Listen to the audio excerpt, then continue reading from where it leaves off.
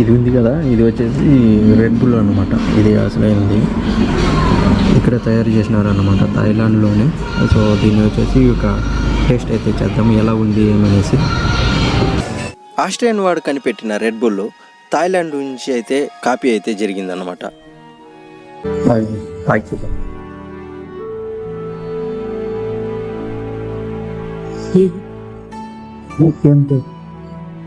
ఎక్సలెంట్గా ఉంది.